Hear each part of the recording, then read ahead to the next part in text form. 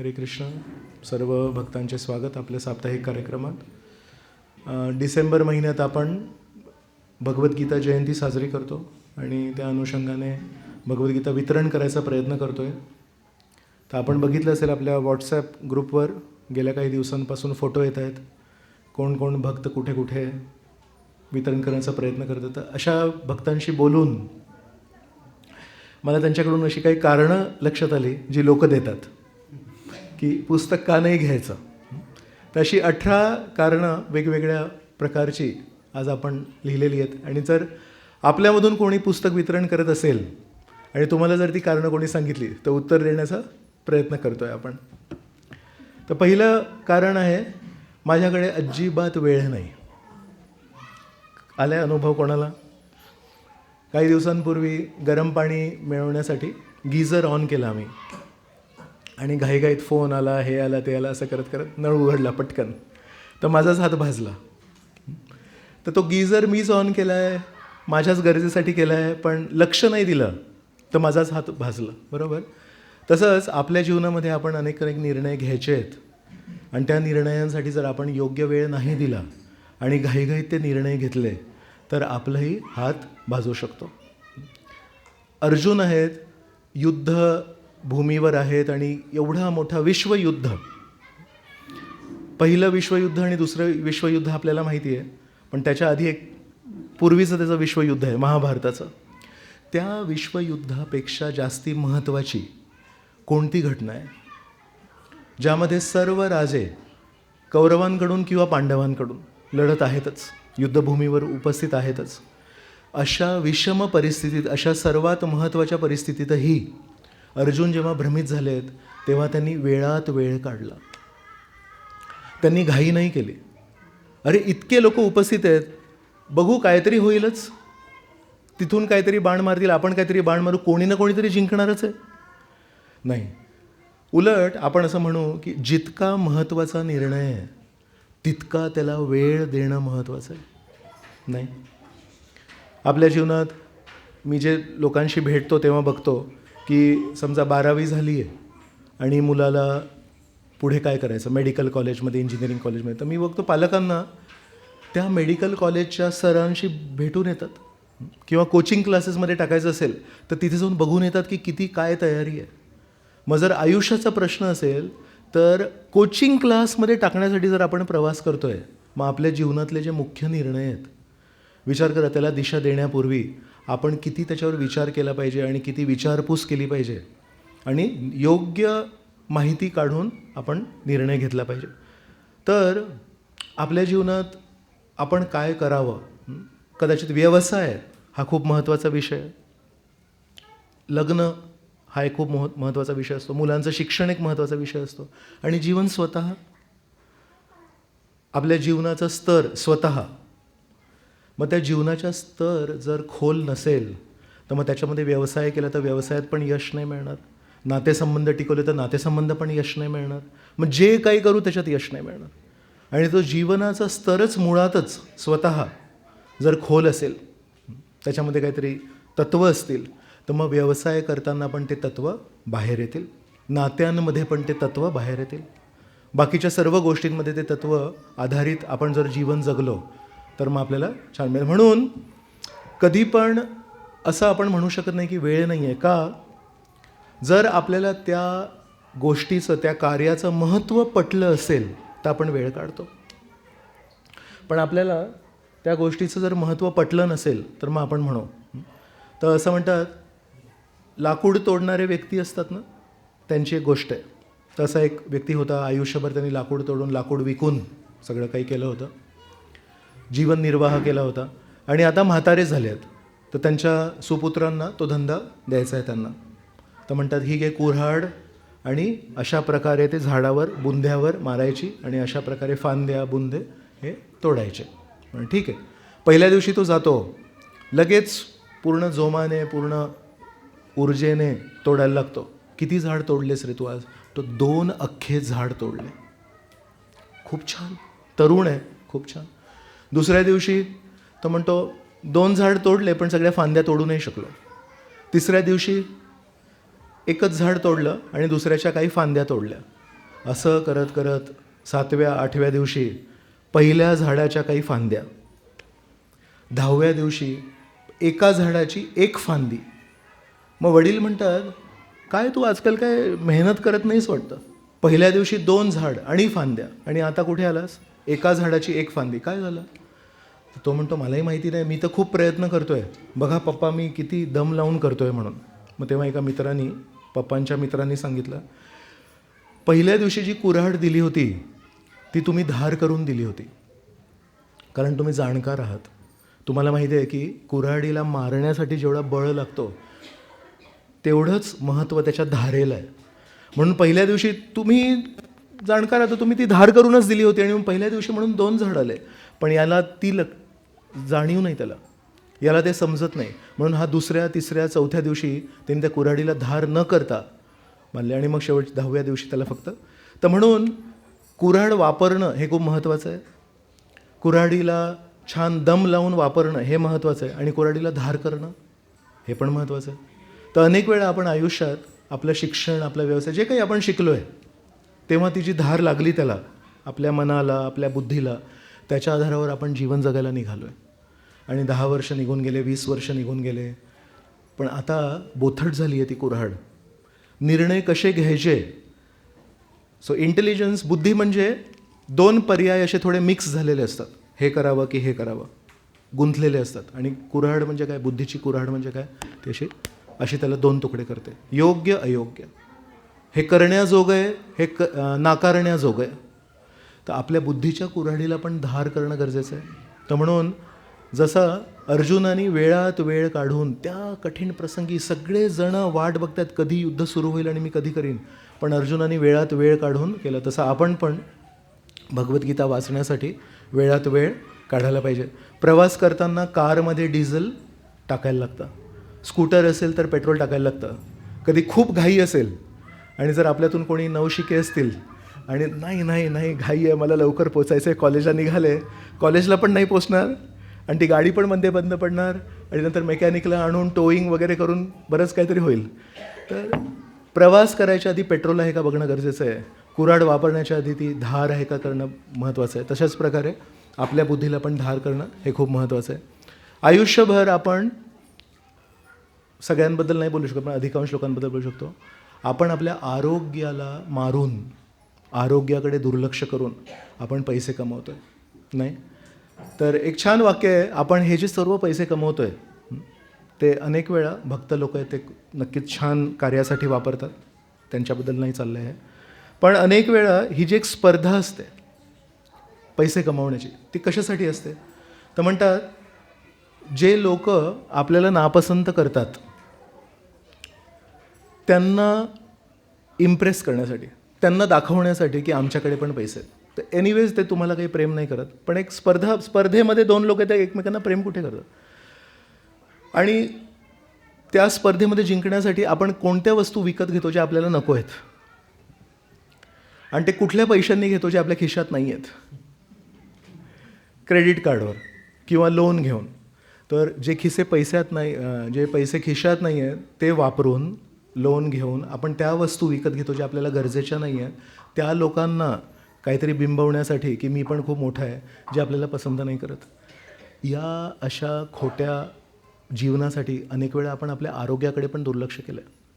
मग समजा आपल्याला कोणी विचारलं, दिवसातून 1 पान 2 पान 15 मिनटं तुम्ही भगवद्गीता वाचणार का, जेणेकरून तुमच्या वाईट सवयी, वाईट विचार हळूहळू दाबल्या जातील. तर आपण त्याला अनेक वेळा म्हणतो की नाही, किंवा ऐकू तरी येतं की वेळ नाही. तर हे आपण जर सांगू शकलो. मध्ये एका भक्तांनी मला विचारलं की तुम्ही पण आता बारामतीला जाणार आहात, तर तिथे बुक डिस्ट्रीब्युशन रिलेटेड तुमचं पण काहीतरी एक लेक्चर असणार, तर तुम्ही कशा प्रकारे मांडणार आहात, भगवद्गीतेला तुम्ही कुठल्या दृष्टिकोन देणार आहात. तर मी त्यांना हे सांगितलं की म्हटलं, जखम जेव्हा होते हातावर, खरचटतं वगैरे, तेव्हा आपण लगेच घरी पट्टी शोधतो, आणि ती पट्टी नसेल तर इजा होणार, त्रास होणार. मग दुकानात जायचं, शेवटच्या क्षणी पट्टी घेऊन यायची, ती लावायची वगैरे, बरोबर, तेव्हापर्यंत त्रास होऊ शकतो. तर अनेक लोकांच्या घरी, किती लोकांच्या घरी फर्स्ट एड किट आहे, थोडी बँडेड, थोडं डेटॉल वगैरे आपण घरी ठेवतो. आणि असं होऊ शकतं, आपलं जर सौभाग्य असेल, 5 वर्षापासून काहीच आपल्याला जखम नाही झाली, काही नाही झालं, आणि ते डेटॉल आहे त्याचं एक्सपायरी पण झाली. त्याच्यावर लिहिलं आहे एक्सपायर्ड झालं, मग ते फेकून द्यायचं. ते फेकताना वाईट नाही वाटत. ती पट्टी आहे बँडेड, ती जर 2 वर्ष जुनी आहे आणि त्याच्यावर लिहिलं आहे की 2 वर्ष ज्याची औषधाची व्हॅल्यू होती, तर ती बँडेड पट्टी फेकताना उलट छान वाटतं की अरे वा किती छान आहे, की मला हे गोष्टी आहेत जे खर्चटल्यावर लागल्यावर वापरतो ते मला वापरात नाही आल्या. चांगली गोष्ट आहे ती. तसंच आपल्या घरी गरजेचं नाही की आपण पण अर्जुनासारख्या कठीण परिस्थितीमध्ये फसू आणि त्यानंतर शोधू अरे ती गीता कुठे मिळते, ते कृष्ण कॉन्शियसनेसवाले भक्त कुठे राहतात, ते हरे कृष्णाचं मंदिर ते कधी कधी दिसतात असे पुस्तक वितरण करताना, त्याचं मंदिर कुठे, मला जायचं आहे पुस्तक घ्यायचं आहे. तर जसं जखम व्हायच्या आधी, लागायच्या आधी आपण घरी बँडेड घेऊन जातो, घरी डेटॉल ठेवतो, तशा प्रकारे आपण सर्वांनी पण आपण लोकांना सांगू शकतो पुस्तक वितरण करताना की ही पण एक बँडेडसारखी आहे. अर्जुनाला बँडेड जेव्हा त्याला गरज लागली तेव्हा त्यांनी शोधली, आपल्याला गरज नाही आहे, आपण त्याच्याकडून शिकू शकतो. तर पहिल्या स्तराचा बुद्धिमान व्यक्ती जो श्रवण करून शिकतो, दुसऱ्या स्तराचा बुद्धिमान व्यक्ती तो अनुभवाने शिकतो, आणि तिसऱ्या स्तराचा बुद्धिमान व्यक्ती जो अनुभवाने पण नाही शिकत. तर आपण कमीत कमी अनुभवाने तरी शिकू शकतो की आतापर्यंत भगवद्गीता आपल्या जीवनात नव्हती तेव्हा किती चुका केल्या आपण, तर आता भगवद्गीतेच्या आधारावर आपण पुढे जाऊ शकतो. दुसरं कारण लोक अनेक वेळा देतात, म्हणतात की मला हे सगळं पूर्वीपासूनच माहिती आहे. एक व्यक्ती मला भेटले होते, ते म्हणाले ते 19व्या अध्यायामध्ये काय लिहिलं आहे, कुठला श्लोक येतो. तेव्हा मला लक्षात आलं की यांनी संपूर्ण गीता वाचलेली आहे, फक्त ती भगवद्गीता नाही वाचली आहे, दुसरी कुठली तरी गीता वाचली आहे. तर अर्जुन हे यशाचे जे काही गुण असतात, जे काही व्याख्या आहे त्याची पराकाष्ठा आहेत. खूप हुशार आहेत, चारित्र्यवान आहेत, तब्येतीने छान आहेत, दिसायला सुंदर आहेत, आपल्या गुरूंना प्रसन्न केलं आहे. एका यशस्वी व्यक्तीकडे काय काय गुण असावेत, पैसे असावेत, बुद्धी असावी, चारित्र्य असावं, सौंदर्य असावं, उच्च कुळात असावं, तर उच्च कुळातले आहेत अर्जुन. तर या सगळ्या गुणांनी सुसमृद्ध असलेले अर्जुन हे त्या प्रसंगी, जीवनाच्या त्या प्रसंगी पूर्णपणे भ्रमित झाले आणि त्यांना अजिबात लक्षात येत नाही की काय करायचं आहे. तर आपण पण जेव्हा ऐकतो किंवा आपल्यातून कोणी व्यक्ती जेव्हा म्हणतात की मला हे सर्व माहिती आहे, तर आपण काय म्हणतो आहे, माझ्याकडे जी काही शक्ती आहे त्याच्यावर माझा विश्वास आहे, माझ्याकडे जी काही बुद्धी आहे त्याच्यावर, माझ्या डिग्रीज बघा किती आहेत, 1 2 3 4 माझ्या दरवाज्यावर लावलेले आहेत, त्याच्यावर माझा विश्वास आहे, माझ्या पैशांवर, माझ्या बँक अकाउंटवर माझा विश्वास आहे, माझे जे कोणी कॉन्टॅक्ट्स आहेत, काही गरज लागली तर मी लगेच फोन लावतो, ते खूप मोठे व्यक्ती आहेत या शहरातले, त्यांच्यावर आपला विश्वास आहे. पण आपण एक विसरतो, श्रीकृष्णांनी गीतेमध्ये सांगितलं आहे की या जगामध्ये सर्व काही अस्थायी आहे. आज जे आपल्याला भरोसा निर्माण करतोय ते उद्या असेल का? जो काही आपला विश्वास आहे की हे कठीण प्रसंगी मला वाचवेल, जर ते अनित्य आहे तर आपल्याला ते फसवू शकतं ऐनवेळी. पण श्रीकृष्ण एक असे आहेत जे शाश्वत आहेत. आध्यात्मिक जगत एक असं आहे जे शाश्वत आहे. भगवद्गीता एक असं पुस्तक आहे जे 5000 वर्षांपासून शाश्वत आहे, बदललं नाही आहे. बाकी सगळ्या पुस्तकांच्या आवृत्ती बदलत असतात. अनेक मोठ्या मोठ्या काही वर्तमानपत्रामध्ये ज्या बातमी येतात त्यांची पण आवृत्ती बदलत असते. पहिल्या दिवशी येतं की या कारणामुळे काहीतरी झालं, दुसऱ्या दिवशी येतं की नाही त्याच्यामध्ये थोडं संशोधन केलं तर या कारणामुळे ते मुळात झालं होतं. तर सगळं काही बदलत असतं, पण एक श्रीकृष्ण, आध्यात्मिक जगत, आध्यात्मिक तत्त्व हे काही बदलत नाही आहेत. तर आपण त्यांचा जर सहारा घेतला तर आपण नक्कीच आपल्याला त्याची मदत होईल. अध्याय क्रमांक 2 आणि श्लोक क्रमांक 7 यामध्ये अर्जुन हे श्रीकृष्णांना एक गुरु म्हणून स्वीकारतात. कार्पण्य दोष अपहत स्वभाव. तर त्याच्या तात्पर्याची पहिली ओळ खूप छान आहे. त्याच्या तात्पर्याच्या पहिल्या ओळीमध्ये श्रील प्रभुपाद लिहितात की या सृष्टीची रचनाच मुळात अशी केली आहे परमेश्वराने की कोणीही बुद्धिमान व्यक्ती कितीही सुसमृद्ध असू दे पण तो गोंधळ निर्माण होणारच. एक तरी परिस्थिती आपल्या जीवनात अशी येते जेव्हा आपली सर्व बुद्धी, आपलं सर्व वाचन, आपलं सर्व श्रवण हे आपल्याला कामी नाही आहेत. म्हणतात त्या काळी श्रीकृष्णांनी अशी ती सिस्टम बनवली आहे की आपल्याला गुरूंची गरज पडते. तर म्हणून आपण किती हुशार असू किती असू, एक तरी परिस्थिती आपल्या जीवनात येईल जेव्हा आपल्याला स्वतःच्या बुद्धीचा आश्रय न घेता श्रीकृष्णांचा किंवा श्रीकृष्णांच्या प्रतिनिधींचा, शुद्ध प्रतिनिधींचा आपण आश्रय घेणं गरजेचं आहे. म्हणून असं म्हणतात की ज्ञानाचं बीज ही नम्रता आहे. तर अनेक वेळा मी पूर्वी पण म्हटलं आहे की आपण जेव्हा शेती करतो तेव्हा जमीन ही सुपीक असावी, तर जमिनीच्या सुपीकतेची तुलना होते कृतज्ञतेशी. आणि त्या कृतज्ञतेच्या जमिनीमध्ये जेव्हा आपण नम्रतेचं बीज पेरतो तेव्हा त्या नम्रतेच्या बीजमधून ज्ञान आपल्याला प्राप्त होऊ शकतं. पाणी हे वरून खाली वाहतं, वीज ही हाय व्होल्टेजवरून लो व्होल्टेजला वाहते. तसंच एका बुद्धिमान व्यक्तीसमोर जर आपण स्वतःची हुशारी दाखवली, स्वतःचा मोठेपणा दाखवला, तर काही गरज नाही आहे. त्याला माहिती आहे त्याच्याकडे काय ज्ञान आहे, मग तो शांत बसतो. पहिल्या अध्यायाचं, गीतेचा जो पहिला अध्याय आहे त्याच्यामध्ये श्रीकृष्ण बोललेच नाही आहेत. जरी 18 अध्यायाची गीता आहे पण पहिल्या अध्यायामध्ये श्रीकृष्ण बोलत नाहीत. का? कारण पहिल्या अध्यायामध्ये अर्जुन खूप बोलतात. मग श्रीकृष्ण म्हणतात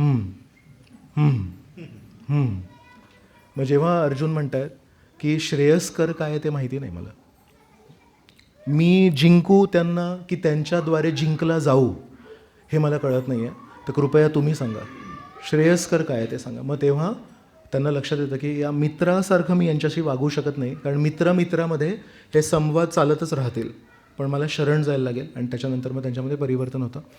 कधीकधी आपल्याला असंही वाटेल की मी श्रीकृष्णांना लहानपणापासून ओळखतो. संस्कृत नाही, मराठीमध्ये 3 शब्द मी सांगू शकतो की अमुक अमुक व्यक्तीशी माझी तोंड ओळख आहे, अमुक अमुक व्यक्तीला मी ओळखतो आणि अमुक अमुक व्यक्तीला मी जवळून जाणतो. कोणी जवळचा मित्र आहे, कोणी बिल्डिंगमध्ये राहणं आहे त्याला ओळखतो. आणि थोडी आपल्याला रस्त्यावर कधी कधी किंवा शाळेमध्ये आपण चाललो आहे, आपली मुलं आहेत, तर दुसरे पण कोणतरी माताजी, दुसरे पण कोणतरी एक तोंड ओळखते, यांची मुलगी पण माझ्याच शाळेत आहे म्हणून. तर तसंच एक म्हणू शकतो की गीता माहीत असणं, गीतेतल्या तत्वांची जाणीव असणं आणि गीता समजणं हे 3 वेगवेगळ्या गोष्टी आहेत. कोणी विचारलं आपल्या तुम्ही यांना ओळखता का, तर आपण कधी कधी पटकन बोलून तो यांना ओळखतो मी, पण खरंच ओळखतो का आपण? हा प्रश्न कधी तुम्ही विचारला आहे का? आपले जे कोणी मित्र आहेत, डोळे बंद करून विचार करा, माझे जवळचे कोण 2 मित्र आहेत, आणि तुम्हाला जर विचारलं की तुम्ही त्यांना ओळखता, हो प्रभूजी आम्ही दोघं खूप छान मित्र आहोत आणि आम्ही एकमेकांना ओळखतो. मग कधी कधी प्रसंगातून मी ओळखतच नाही याला, एवढे वर्ष झाले मी या व्यक्तीला ओळखलंच नाही आहे.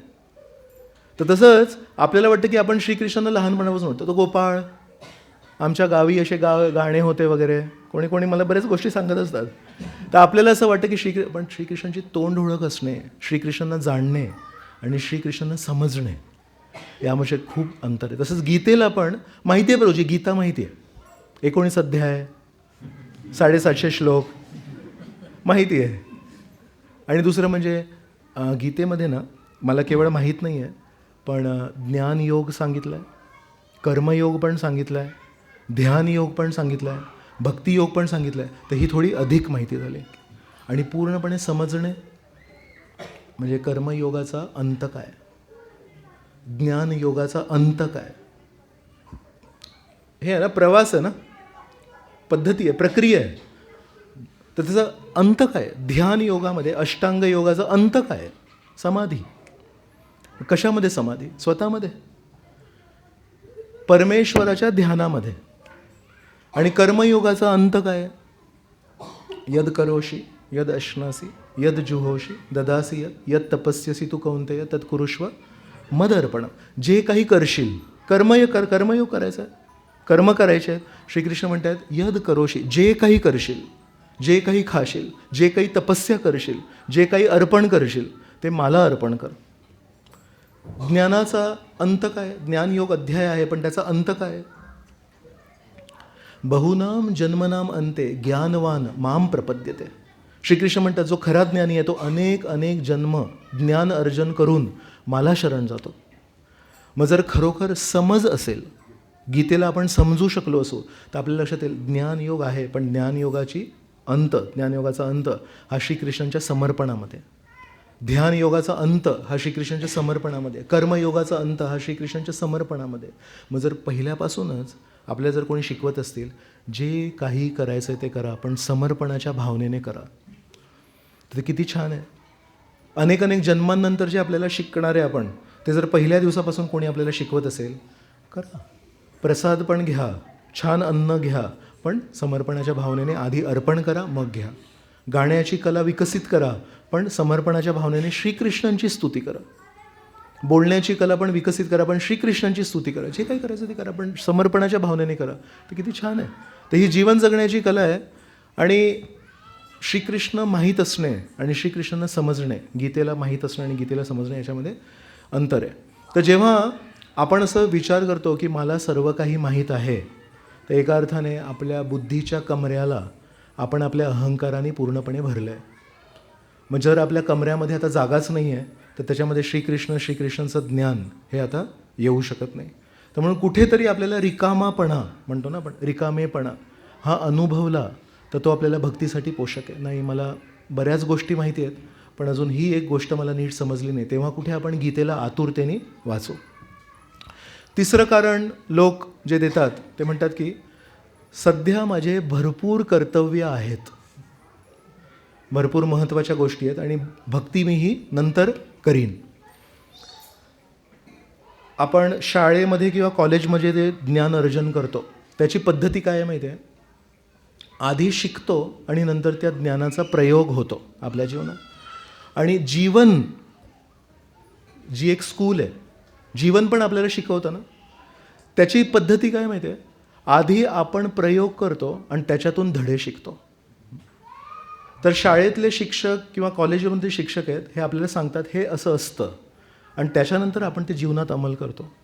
पण श्रीकृष्ण आपल्याला कसं शिकवत आहेत?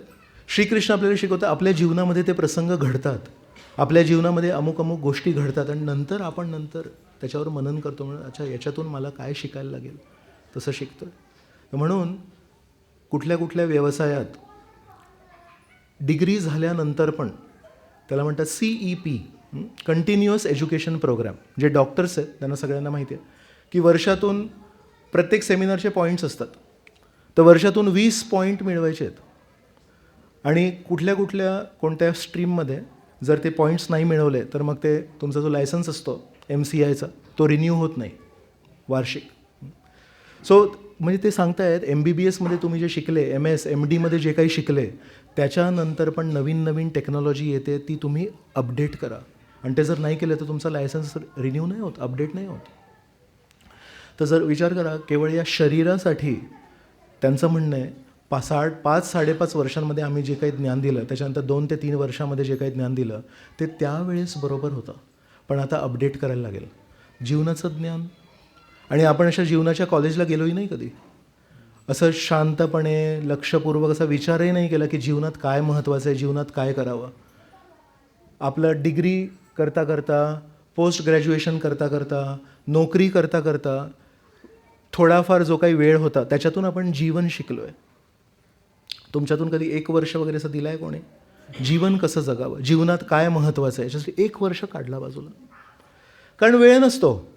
10वीपर्यंत पोचताच 8वीपासूनच आजकाल चालू होतात फाउंडेशन वगैरे. मग 10वी, मग 12वी, मग एंट्रन्स, मग ग्रॅज्युएशन नंतर पोस्ट ग्रॅज्युएशन नंतर वय असं इतकं होतं की लग्न वगैरे करायचं आहे. जीवनासाठी वेळ कधी देणार? जीवनाला प्लॅनिंग करण्यासाठी, नियोजन करण्यासाठी वेळ कधी देणार? म्हणून प्रत्येक गोष्टीची आपण नियोजन करतो. 3 दिवसांची सुट्टीवर कुठेतरी प्रवास करतो आहे, तिकीट आपण 2 महिने आधी काढतो. यात्रेसाठी तिकीट आपण 4 महिने आधी काढलेत. तिथे जाऊन लोक, आपले भक्त लोक आहेत ते गेले, तिथे लॉज बुक केला, तिथे ट्रान्सपोर्टेशन बुक केलं आहे, तिथे प्रसादमची सगळी. किती दिवसाची यात्रा आहे? 4 दिवसांच्या यात्रेला 5 भक्त गेल्या 2 महिन्यांपासून सक्रिय आहेत. मेसेज टाकतायत, पैसे गोळा करतायत, ते नाव नोंदणी करतायत, फोन नंबर एक्सेल शीटमध्ये सगळं लिहिलं आहे. 3 भक्त तिथपर्यंत जाऊन प्रवास करून 3 दिवस तिथे राहिले, याला भेट त्याला भेट. 4 दिवसांच्या यात्रेसाठी 2 महिन्यांपासून तयारी चालू आहे. आणि आपला जीवन जो प्रवास आहे त्यासाठी आपण कधी पूर्वतयारी केली का? म्हणून एका कोणा व्यक्तीकडे आपण नाही बोलत आहे, हे आपल्या समाजाच्या व्यवस्थेबद्दल बोलतो आहे आपण. मी पण त्यात सामील आहे की असा वेळ काढून विचार करायला वेळ नाही आहे. तर म्हणून कंटिन्युअस एज्युकेशन प्रोग्राम.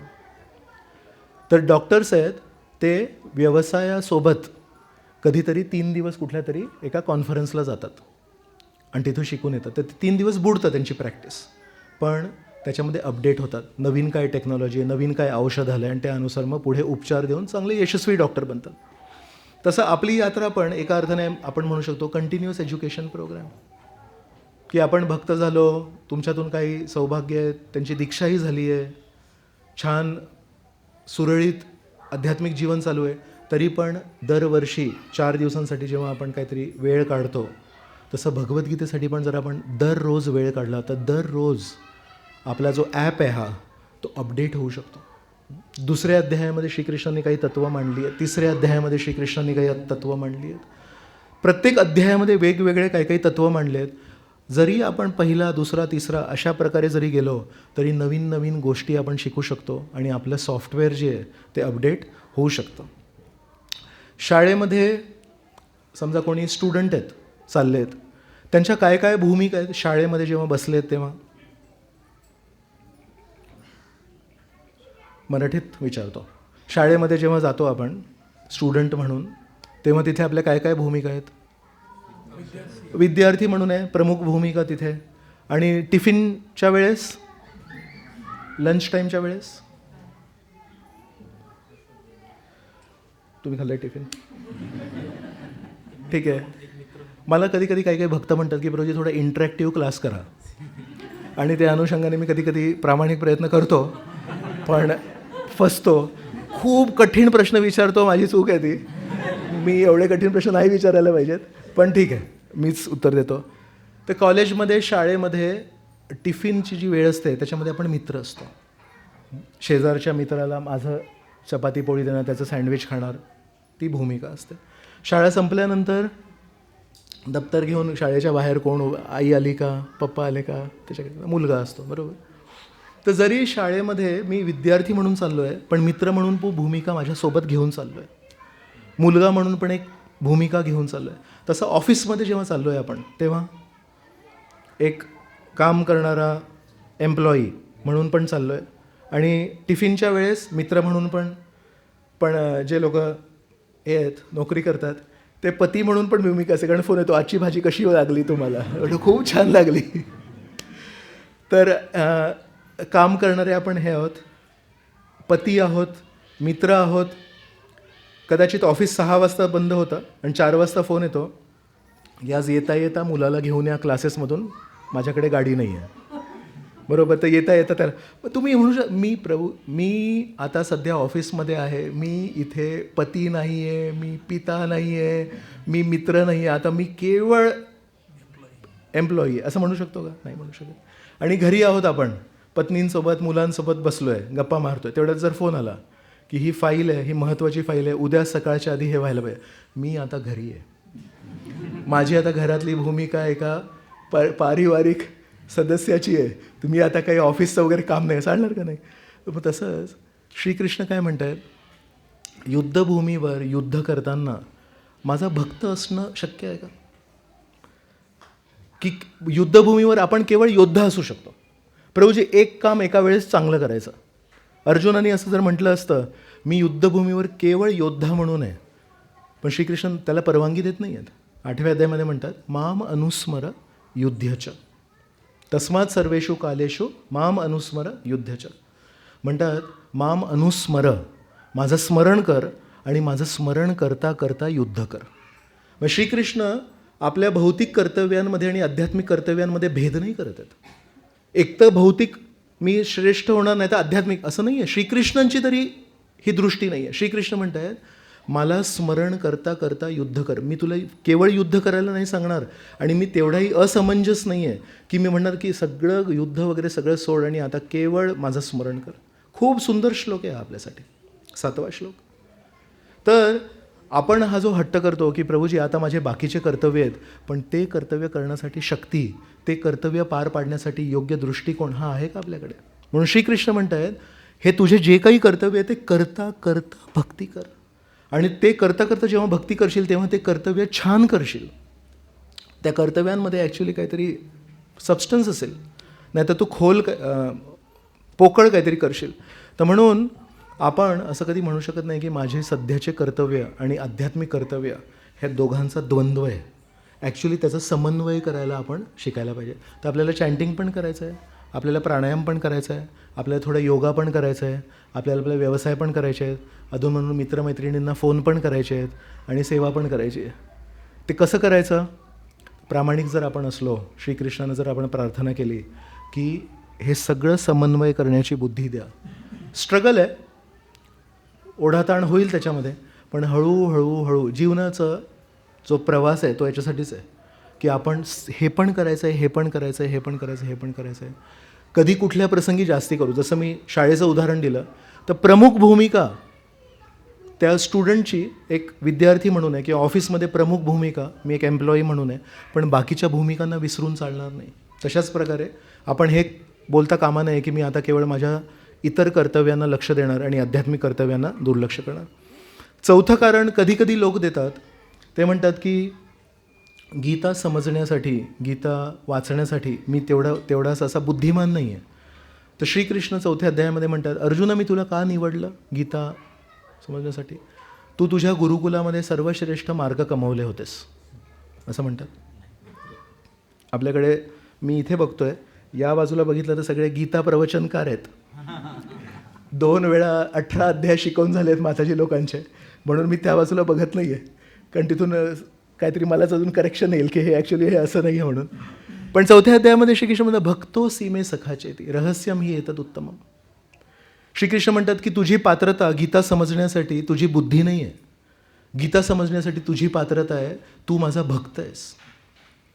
9व्या अध्यायामध्ये म्हणतात अनसूयवे, म्हणतात की तुला माझ्याशी असूया नाही आहे. अनसूया म्हणजे असूया नसलेली अनसूया. आपण चित्रकूटला जाणार आहोत, अनुसूया देवी.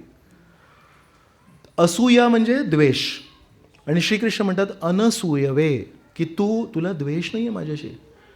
तर म्हणून श्रीकृष्णांकडून गीता समजण्याची अर्जुनाची पात्रता आहे की ते भक्त आहेत, आणि भक्त म्हणजे सेवा करण्याची प्रवृत्ती आहे, आणि त्यांना श्रीकृष्णांशी द्वेष नाही, श्रीकृष्णांशी स्पर्धात्मक मूड नाही आहे. तर म्हणून गीता समजण्यासाठी बुद्धी नाही लागत, गीता समजण्यासाठी सेवाभाव लागतो. गीता समजण्यासाठी श्रीकृष्ण हृदयातून प्रेरणा देतात. तर जर आपल्याला बुद्धी नसेल तर आपण काय करावं? आपण जे बुद्धिमान व्यक्ती आहेत त्यांच्याकडून ऐकू शकतो, किंवा श्रील प्रभुपाद आहेत त्यांचे तात्पर्य वाचू शकतो आणि त्यांच्याकडून आपण ऐकू शकतो. तर प्रत्येकाकडे प्रत्येक वस्तू असणं गरजेचं नाही आहे, पण ज्यांच्याकडे जी वस्तू आहे त्यांच्याकडे जाऊन आपण ती शिकू शकतो. आपल्याला जर गाण्याची कला शिकायची असेल तर लहानपणापासून चांगला गळा असणं गरजेचं नाही आहे, पण ज्यांच्याकडे चांगला गळा आहे त्यांना जाऊन आपण विचारू शकतो की चांगला कसा आपण डेव्हलप करू शकतो म्हणून. तशाच प्रकारे गीता ज्यांना समजली आहे त्यांना आपण विचारू शकतो की गीता कशी समजायची. आणि जशा प्रकारे मी आधी पण सांगितलं की गीता समजणे हा केवळ बुद्धीचा खेळ नव्हे, गीता ही जीवनशास्त्र आहे, वाचनशास्त्र नाही आहे. म्हणून एखादं काहीतरी वाचू आणि त्यानुसार जर जीवन जगू तर त्याच्यातून पण आपल्याला शिकवण मिळते. कारण श्रीकृष्णाने जी गीता दिली आहे ती नैसर्गिक आहे, कृत्रिम नाही आहे, अमुक गोष्टीचं विश्लेषण नाही आहे, जीवनाचं विश्लेषण. तर म्हणून जे ऐकू ते समजून घेऊ, प्रयत्न करू समजून घेण्याचा, त्याच्यानुसार जगू, कदाचित धडपडू आणि त्याच्यातून एखादा धडा शिकू. तर धडपड करून धडा शिकणं हे महत्त्वाचं आहे. श्रीकृष्ण गीतेमध्ये म्हणतात तेषां सततयुक्तानां भजतां प्रीतिपूर्वकं ददामी बुद्धियोगं तं येन माम उपयांती ते. तर श्रीकृष्ण काय म्हणतात? तेषां सततयुक्तानां, जे सतत माझ्याशी युक्त आहेत, माझ्याशी जुळलेले आहेत चेतनेद्वारे, आणि भजतां प्रीतिपूर्वकं ददामी बुद्धियोगं तं, त्यांना मी बुद्धी देतो.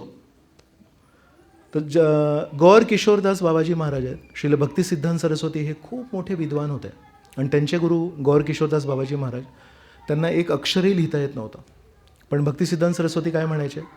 या जगातलं सर्व काही ज्ञान हे माझ्या गुरु महाराजांच्या चरणांखाली जी धूळ आहे त्याच्या एका कणात समाविष्ट आहे. म्हणणार यांना अबक लिहिता येत नाही तुमच्या गुरु महाराजांना, मग असं कसं म्हणाले? म्हणजे ते अबक हे फक्त संवाद करायची कला आहे, पण मुख्य ज्ञान काय आहे? परमेश्वर कोण आहेत, मी कोण आहे आणि परमेश्वर आणि माझं नातं काय, ते ज्ञान माझ्या गुरु महाराजांना आहे. तर म्हणून श्रीकृष्ण आपल्याला प्रेमावर आधारित ज्ञान देतात, बुद्धीवर आधारित ज्ञान देत नाही. अजून एखादा श्लोक कोणाला माहिती आहे ज्याच्यामध्ये श्रीकृष्ण म्हणतात की जरी तुम्ही कमकुवत असाल तरी मी तुम्हाला मार्गदर्शन करीन. चतुश्लोकी गीता आहे, त्याचा 4था श्लोक आहे. तेषाम एव अनुकंपार्थम अहम अज्ञानजम तमः नाशयामी आत्मभावस्थो ज्ञानदीपेन भास्वता. की जे प्रामाणिकपणे माझी सेवा करतात त्यांच्या हृदयामध्ये जरी अंधार असेल तरी ज्ञानाचा दीप मी त्यांच्या हृदयामध्ये प्रज्वलित करतो. तर हे पण आपण कारण त्यांना सांगू शकतो. 5वं कारण लोक म्हणतात की मला ना प्रॅक्टिकल काहीतरी करायचं आहे या जगासाठी, नुसतं एका ठिकाणी बसून हरे कृष्ण जप नाही करायचं आहे. तर स्वर्ग आणि नर्क यामध्ये काय फरक आहे याच्यासाठी खूप छान गोष्ट आहे. तर एका टेबलवर असा गोल टेबल होता आणि 7-8 लोकांना असं गोल बसवलं होतं आणि त्यांच्यासमोर एक खिरेची एवढी मोठी वाटी होती. आता त्यांना खायचं आहे ते, पण चमचा नव्हता. मग चमचा दिला हातात, पण चमचा जेव्हा दिला तेव्हा एक अशी लाकडाची एक काठी घेतली आणि ती काठी अशी हाताला बांधली, हात सरळ करून, आणि त्याला दोऱ्याने बांधलं. याचा अर्थ की तो हात असा मोडू शकत नाही, हात असा सरळच राहणार, आणि चमचा दिला. तर आता ते विचार करतायत, अशी खीर घेतली पण ती खाऊ शकत नाही कारण हात मोडू शकत नाही. मग आता काय करायचं, खूप प्रयत्न केले, काहीतरी असं करतील, गाठ सोडतील, काही झालं नाही ते. मग आता काय करायचं, मग शेवटी त्रास झाला खूप. तो खिरेचा चमचा घेतला आणि असा याचा चेहऱ्यावर मारला. खेळ करूया, काहीतरी गंमत करूया, खाता येत नाही तर काय करायचं. आणि दुसऱ्या एका कमऱ्यात पण अशाच प्रकारे गोल टेबलवर सगळ्यांना बसवलं होतं आणि हातात चमचा दिला आणि हात बांधला होता. तर त्यांनी बघितलं स्वतः नाही खाऊ शकत, पण मी नाही खाऊ शकत, याला खाऊ घालतो. मग यांनी अशा प्रकारे असं याला खाऊ घातलं, या व्यक्तीने तिसऱ्याला खाऊ घातलं, आणि असं करत करत 8व्यानी पहिल्याला खाऊ घातलं. तर म्हणून सज्जन वृत्ती आणि दुर्जन वृत्ती यामध्ये अनेक वेळा सोयी सुविधांचं घेणं देणं नसतं. कधी असं होतं, आपण जेव्हा कोणाला म्हणतो की अरे असं नको करूस, तर त्याच्यासाठी अट असते, हे असं झालं तर मी सज्जन होणार. आपण कधी म्हणतो की हे असं नाही वागायला पाहिजे, म्हणतात हे असं का झालं, हे असं झालं नसतं तर मी असा नसतो. पण ह्या ज्या बाहेरच्या गोष्टी आहेत ह्या अनेक वेळा आपल्या पलीकडच्या आहेत. आपल्या बाह्य ज्या गोष्टी आहेत ह्या अनेक वेळा आपल्या बाहेरच्या आहेत. आपल्या हातात काय आहे, आपण काय करू शकतो हे आपल्या हातात आहे. तर या व्यक्तीने ठरवलं, मी माझ्या हाताने स्वतःची खीर खाऊ शकत नाही, पण मी दुसऱ्यांना तरी देतो. आणि जेव्हा हा चांगुलपणा पसरला तेव्हा ती खीर याला पण मिळाली, सगळ्यांना मिळाली, पण फक्त पोट नाही भरलं, मन पण भरलं. प्रत्येकाने जेव्हा स्वतःच्या हाताने स्वतः खाल्ली असती, पोट भरलं असतं, कदाचित आनंद पण झाला असता, पण मानसिक समाधान नसतं मिळालं की मी किती चांगल्या लोकांनी घेरलेलो आहे. पण जेव्हा याने दुसऱ्याला खाऊ घातलं, पोट पण भरलं, समाधान पण मिळालं, तो गोडवा पण चाखला खिरेचा, पण एक समाधान वाटलं की मी चांगल्या लोकांनी घेरलेलो आहे. तर म्हणून सोयीसुविधावर आधारित चांगुलपणा हा त्या सोयीसुविधा जेव्हापर्यंत आहेत तेव्हापर्यंत टिकेल, पण त्याच्या पलीकडे जाऊन जेव्हा आपण म्हणू मी माझ्याकडून जे शक्य आहे ते मी करतो, हा सोयीसुविधांवर आधारित तात्पुरता असलेला चांगुलपणा नसणार. तर म्हणून जेव्हा कोणी म्हणतात की मला प्रॅक्टिकली काहीतरी या जगासाठी करायचं आहे, तर त्यांना विचारायला पाहिजे की प्रॅक्टिकली करायचं म्हणजे तुम्हाला परिस्थिती बदलून काही करायचं आहे की आहे त्या परिस्थितीमध्ये काहीतरी करायचं. तर अनेक वेळा जेव्हा लोक हा कारण देतात ते म्हणतात की हा बदलला, हे बदलले, ही परिस्थिती बदलली तर मग मी जप करीन, ही परिस्थिती बदलली तर मी गीता वाचीन. पण ही परिस्थिती कधी बदलणार नाही आहे. उलट एका अर्थाने आपण ज्या युगात जगतो आहे ते जग विपरीत वाढत जाणार आहे. आज जी विपरीत परिस्थिती आहे, आज जो विरोध आहे आध्यात्मिक मार्गाला, तो कमी नाही होणार आहे, तो वाढतच जाणार आहे. चांगुलपणाचा ऱ्हास होणार आहे, हे कलियुगाचं लक्षण आहे. म्हणून 2021मध्ये जर आपल्याला वाटतं प्रभूजी विषम परिस्थिती आहे, जप करण्यासाठी, गीता वाचण्यासाठी, भक्तांचा संग करण्यासाठी विषम परिस्थिती आहे, मी तुम्हाला एक आश्वासन देऊ शकतो, 2022मध्ये याच्यापेक्षा समान किंवा अधिक विषम परिस्थिती असेल. 2032मध्ये याच्यापेक्षा समान, कमीत कमी किंवा विषम परिस्थिती असेल. शास्त्रांच्या आधारावर बोलतोय. प्रायण अल्पायुष सभ्य कलावस्मिन युगेजना मंद सुमंद मतयो मंद भाग्य हे उपाद्रित. कलियुगाचं लक्षण आहे. तर म्हणून आज जर आपण बहाणे केले की गीता वाचायला वेळ नाही आहे, जप करायला वेळ नाही आहे, भक्तांचा संग करायला वेळ नाही आहे, उद्या नसणारच आहे. उद्या काय होईल ते माहिती नाही. कमीत कमी आज आपल्याकडे, तर आज गीता आपण वाचून घेतली पाहिजे, आज जप आपण करून घेतला पाहिजे, भक्तांचा संग आपण आज करून घेतला पाहिजे. ज्ञानाला जर आपण आपल्या ऊर्जेला जोडलं, आपल्या सर्वांकडे ऊर्जा आहे, आपल्या सर्वांकडे काहीतरी करण्याची खूप इच्छा आहे, पण योग्य ज्ञानाला त्या ऊर्जेला जर जोडलं तर मग आपण इतरांची मदत करू शकतो. आणि जर योग्य ज्ञान त्या ऊर्जेला जोडलं नसेल तर त्या ऊर्जेने अनेक वेळा आपल्याला वाटतं की आपण मदत करतो आहे, पण आपण मदत नसतो करत. अनेक वेळा आपण एकमेकांचं नुकसानही करू शकतो. तर केवळ ऊर्जा महत्त्वाची नाही आहे, पण त्या ऊर्जेला योग्य वळण देणं, त्या ऊर्जेला योग्य दिशा देणं हे खूप महत्त्वाचं आहे. म्हणून भगवद्गीतेचा, श्रीकृष्णांचा जो भर आहे तो स्पीडवर नाही आहे, तो दिशेवर आहे. आणि या जगाचा जो भर आहे तो स्पीडवर आहे. तर हा खूप मोठा महत्त्वाचा फरक आहे. आध्यात्मिक मार्गावर अनेक वेळा आपण त्या संस्कारातून आलो असतो, तर म्हणून पटपट पटपट होण्याची आपल्यामध्ये घाई असते, पण एक त्याचा जो स्पीड आहे तो आध्यात्मिक मार्गामध्ये चालत नाही. आध्यात्मिक श्रीकृष्ण नेहमी म्हणतात की दिशा बघा, दिशा बघा, दिशा बघा, दिशा बघा. आणि जर दिशा आपण श्रीकृष्णांच्या म्हणण्यानुसार योग्य जर निवडली आणि त्याला धरून ठेवलं तर स्पीड वाढवण्यासाठी श्रीकृष्ण आपल्याला हमखास मदत करतात. तर त्या दिवशी पण मी एक खूप छान ती गोष्ट सांगितली की परमपूज्य राधानाथ महाराज एअरपोर्टला जेव्हा होते तर तेव्हा स्वयंचलित पायऱ्यांनी वर गेले आणि दुसरे एक भक्त होते ते स्वतः पायऱ्यांनी वर चढून गेले. तर तेव्हा महाराज म्हणाले की माझा भक्ती मार्ग आहे, मी श्रीकृष्णांवर अवलंबून आहे आणि तू स्वतःवर अवलंबून आहेस. तर अनेक वेळा बाहेरची जी मंदिराबाहेरची जी काही संस्कृती आहे ती आहे की स्वतःच्या आधारावर, आणि त्या संस्कृतीनेच आवृत्त होऊन, त्या संस्कृतीमध्ये पूर्णपणे ओले चिंब भिजून आपण आध्यात्मिकतेत येतो. आणि इथे पण आपण कधी कधी विचार करतो की मी माझ्या बळावर काहीतरी करीन, पण हे जे क्षेत्र आहे हे श्रीकृष्णांच्या अध्यक्षतेखाली आहे. म्हणून इथे दिशा महत्त्वाची आहे, इथे स्पीड किंवा ऊर्जा तितकीशी महत्त्वाची नाही आहे. एकदा परमपूज्य राधानाथ महाराज जेव्हा प्रवास करत होते तेव्हा मेनका गांधी आहेत. तर मेनका गांधी हे पर्यावरणासाठी नेहमी ॲक्टिव्ह असतात. तर त्या भेटल्या त्यांना. तर तेव्हा त्यांनी राधानाथ महाराजांना प्रश्न विचारला. ते म्हणाले, तुम्ही हे साधू लोक नुसते फिरत असता इकडे तिकडे, पर्यावरणासाठी काय करताय?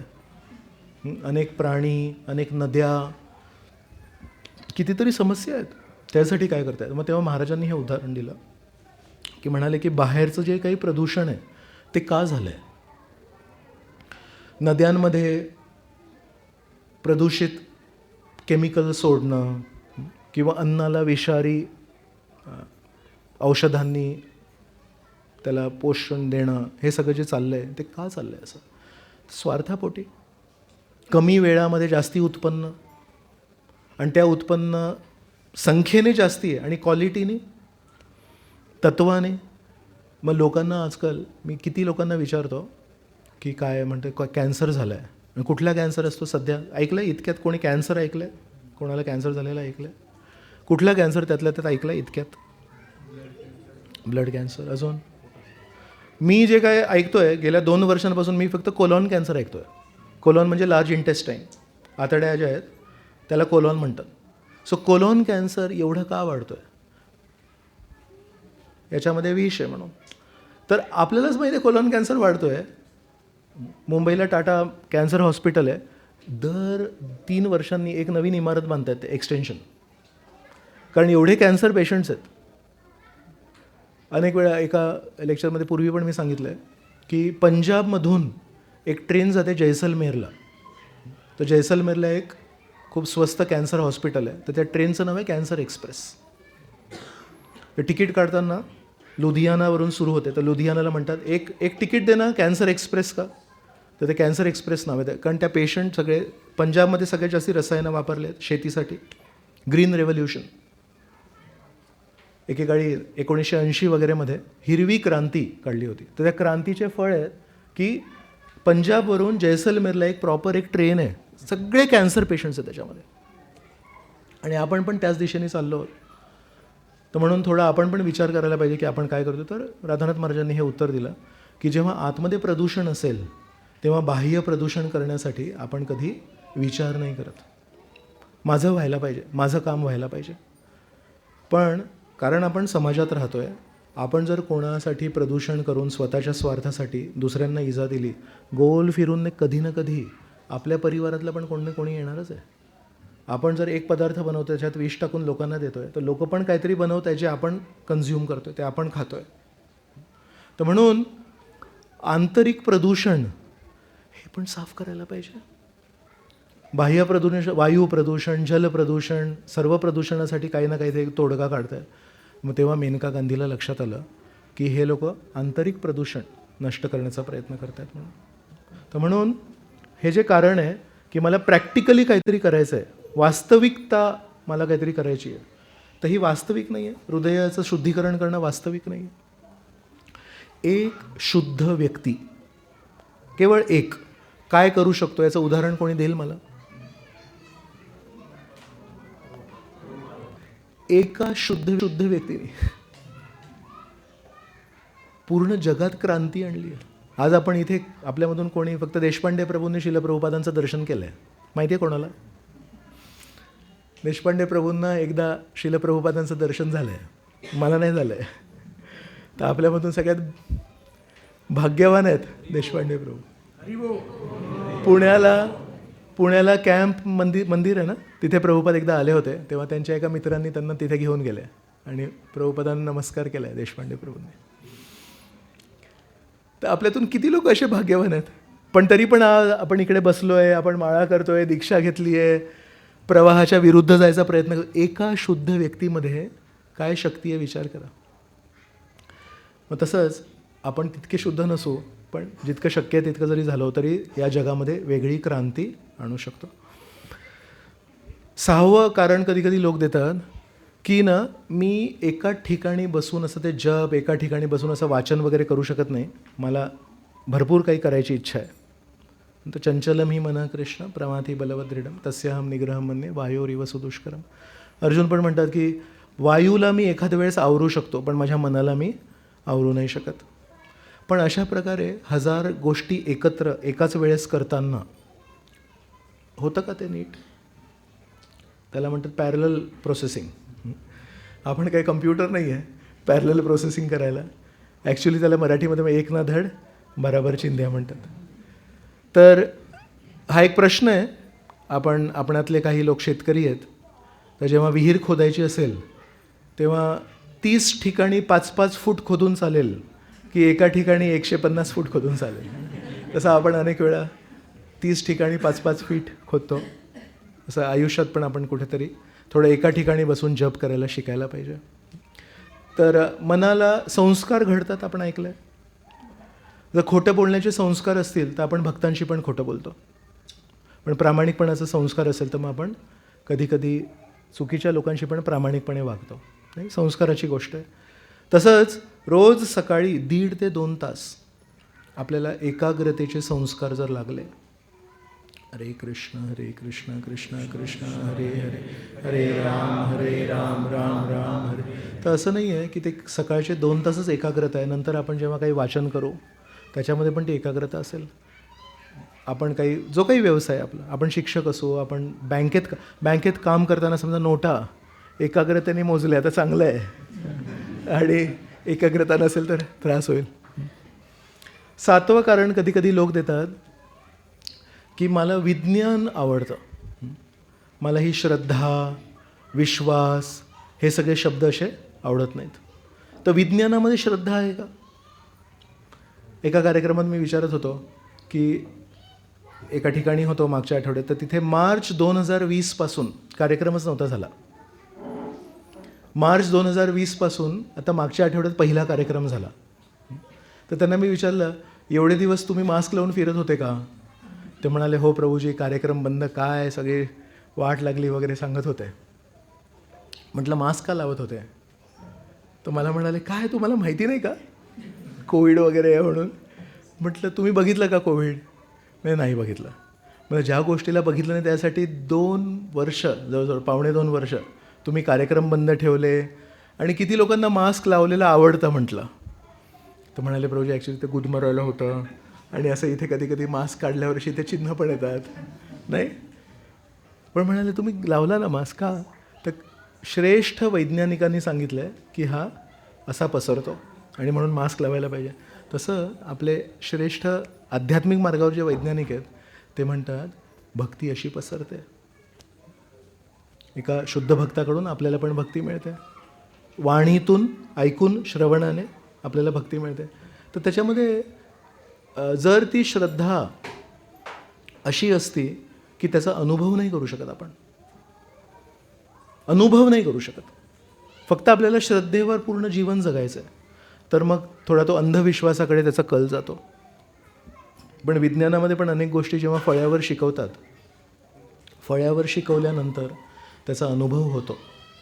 पण जेव्हा आपण फळ्यावर वाचतो तेव्हा ते त्यावेळी फक्त ऐकून घेण्याची परिस्थिती असते आणि नंतर त्याचा अनुभव करतो. तसंच आपण जेव्हा हरे कृष्ण महामंत्राची महिमा ऐकतो त्यावेळेस कोणाला अनुभव येतो. प्रभुपादांना विचारलं की तुम्ही जो छान हरिनाम घेताय किती तुम्हाला वेळ लागला, तर प्रभुपादांनी सांगितलं मला 40 वर्ष लागले. 40 वर्ष मी हरे कृष्ण महामंत्र जप केल्यानंतर आता मला गोडवा लागला आहे. म्हणजे आपल्याला पण लागतील तेवढे नाही, कमीत कमी. तर तेव्हापर्यंत श्रद्धा आहे आणि त्यानंतर अनुभव आहे. तर प्रत्येक क्षेत्रामध्ये सुरुवातीला श्रद्धा असते, त्याच्यानंतर अनुभव असतो. तसंच यामध्ये पण आधी श्रद्धा आहे आणि मग अनुभव आहे. तर भगवद्गीतेची पण सुरुवात ही अर्जुनाने आधी श्रद्धा ठेवली श्रीकृष्णांवर, त्यांना समर्पण केलं, त्यांच्याकडून ज्ञान प्राप्त केलं, त्यानुसार जीवन जगले. तसं आपलं पण आहे. 8वं कारण जे लोक देतात ते म्हणतात की मी हे भविष्यात करीन, आज माझ्याकडे शक्य नाही आहे पण उद्या नक्की करीन. म्हणजे विरोध नाही आहे, फक्त त्याला पुढे ढकलत आहे. तर एक असा आकडा आहे की मरणाच्या वेळेस आपण मृत्यूपत्र म्हणतात, त्याला विल म्हणतात है ना, माझी प्रॉपर्टी. तर म्हणतात 72% लोक हे मृत्यूपत्र न लिहिता मरतात. इच्छा आहे त्यांची, मुलांना मुलींना योग्य, पण जीवन जगता जगता वेळच नाही आहे मृत्यूपत्र लिहिण्यासाठी. आणि मग काय होतं की फसवणूक होते. कोणी वकील असतात, बरंच काही होतं. अनेक घटना पण आहेत की स्पष्टपणे दिसतं आहे की यांची प्रॉपर्टी ॲक्च्युली मुलांना मिळायला पाहिजे, पण जवळचा कोणीतरी व्यक्ती असतो तो वेगळ्या अवस्थेमध्ये सही वगैरे करून बरंच काही होतं या जगात. तर पुढे ढकलणं हे खूप धोक्याचं आहे. आज जर आपण खूप बिझी आहोत आणि म्हणून आपण भगवद्गीता नाही वाचत आहोत, उद्या आपल्याला मोकळा वेळ मिळेल आपोआप का? उद्या मी रिटायर होणार आहे म्हणून. आणि आज जेवढे पैसे कमवतो आहे ते रिटायरमेंटमध्ये कुठे टाकावेत, कुठल्या म्युच्युअल फंडमध्ये टाकावेत, क्रिप्टो करन्सीमध्ये टाकावेत है ना, हे सगळे पण प्रश्न येणार की नाही. HDFC बँकेत टाकावेत की LICमध्ये टाकावेत, त्याच्यात पण मनन लागतं. तेव्हा बिझी ठेवण्यासाठी कारणं वेगळी आहेत. आज बिझी ठेवण्यासाठी कारणं काय आहेत? तो नवीन फोन आला आहे तो घ्यायचा आहे. आणि तेव्हा कारणं काय आहेत? डायबिटीसचं ते नवीन औषध आलं आहे ते घ्यायचं आहे, सांधेदुखीचं ते नवीन तेल आलं आहे ते घ्यायचं आहे. नाही तर कारणं बदलणार म्हातारपणात, पण शेवटी शरीरावरच आपण सगळे पैसे वाया घालवणार आहे. तर म्हणून आजच आपण जर वेळ काढला आणि जर काही करू शकलो, उलट आज आपण जेव्हा तरुण आहोत तेव्हा आपले डोळे शक्ती आहे, प्रकाश आहे डोळ्यांमध्ये. म्हातारपणी अंधुकपणा येतो. कोणी म्हातारे कोणी व्यक्ती असतील त्यांना या प्रवचनानंतर एकटे जाऊन बसा त्यांच्या शेजारी आणि त्यांना सांगा की आता तुमच्याकडे काही जबाबदाऱ्या नाही आहेत, नातवांची पण लग्न झाली आहेत वगैरे, आता तुम्ही गीता वाचत असाल नाही रोज?